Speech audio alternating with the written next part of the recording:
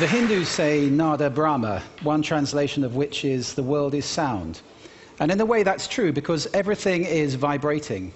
In fact, all of you, as you sit here right now, are vibrating. Every part of your body is vibrating at different frequencies. So you are, in fact, a chord, each of you an individual chord. One definition of health may be that that chord is in complete harmony. Your ears can't hear that chord. They can actually hear amazing things. Your ears can hear 10 octaves. Incidentally, we see just 1 octave. Your ears are always on. You have no earlids. They work even when you sleep. The smallest sound you can perceive moves your eardrum just 4 atomic diameters. The loudest sound you can hear is 1 trillion times more powerful than that. Ears are made not for hearing, but for listening. Listening is an active skill, whereas hearing is passive. Listening is something that we have to work at. It's a relationship with sound, and yet it's a skill that none of us are taught. For example, have you ever considered that there are listening positions, places you can listen from? Here are 2 of them. Reductive listening is listening for.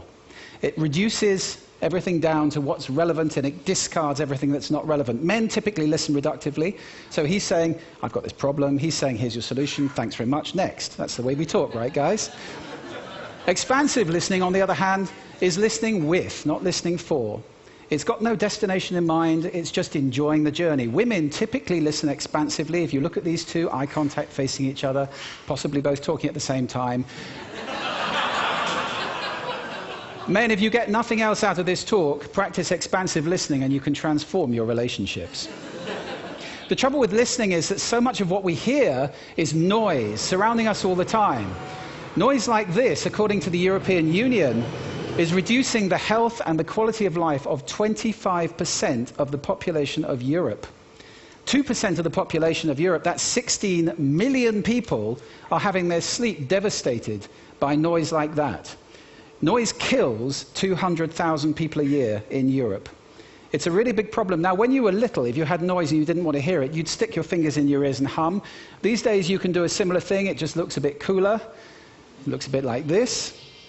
The trouble with widespread headphone use is that it brings 3 really big health issues. The first really big health issue is a word that Murray Schafer coined, schizophrenia. It's a dislocation between what you see and what you hear. So we're inviting into our lives the voices of people who are not present with us. I think there's something deeply unhealthy about living all the time in schizophrenia. The second problem that comes with headphone abuse is compression. We squash music to fit it into our pocket. And there is a cost attached to this. Listen to this. This is an uncompressed piece of music.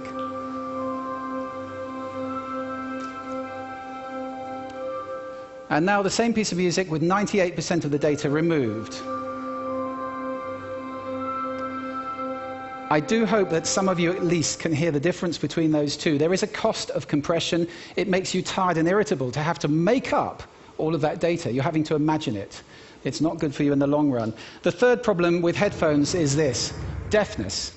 Noise-induced hearing disorder. 10 million Americans already have this for one reason or another.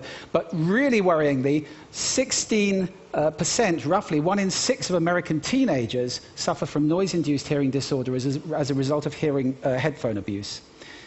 One study in an American university found that 61% of college freshmen had damaged hearing as a result of headphone abuse. We may be raising an entire generation of deaf people. Now, that's a really serious problem. I'll give you 3 quick tips to protect your ears, and pass these on to your children, please. Professional hearing protectors are great. I use some all the time. If you're going to use headphones, buy the best ones you can afford, because quality means you don't have to have it so loud. If you can't hear somebody talking to you in a loud voice, it's too loud. And thirdly, if you're in bad sound, it's fine to put your fingers in your ears or just move away from it. Protect your ears in that way. Let's move away from bad sound and look at some friends that I urge you to seek out. WWB, wind, water, birds. Stochastic natural sound composed of lots of individual random events, all of it very healthy, all of it sound that we've evolved to over the years. Seek those sounds out, they're good for you. And so is this. Silence is beautiful. The Elizabethans described language as decorated silence. I urge you to move away from silence with intention and to design soundscapes just like works of art have a foreground, a background, all in beautiful proportion. It's fun to get into designing with sound. If you can't do it yourself, get a professional to do it for you. Sound design is the future, and I think it's the way we're going to change the world, the way the world sounds. I'm going to just run quickly through 8 modalities, 8 ways sound can improve health. First, ultrasound we're very familiar with from physiotherapy. It's also now being used to treat cancer. Lithotripsy, saving thousands of people a year from the scalpel by pulverizing stones with high-intensity sound. Sound healing is a wonderful modality. It's been around for thousands of years. I do urge you to explore this. There are great things being done there, treating now autism, dementia, and other conditions. And music, of course. Just listening to music is good for you if it's music that's made with good intention, made with love, generally. Devotional music, good. Mozart, good. There are all sorts of types of music that are very healthy. And 4 modalities where you need to take some action and get involved. First of all, listen consciously. I hope that after this talk you'll be doing that. It's a whole new dimension to your life, and it's wonderful to have that dimension. Secondly, get in touch with making some sound.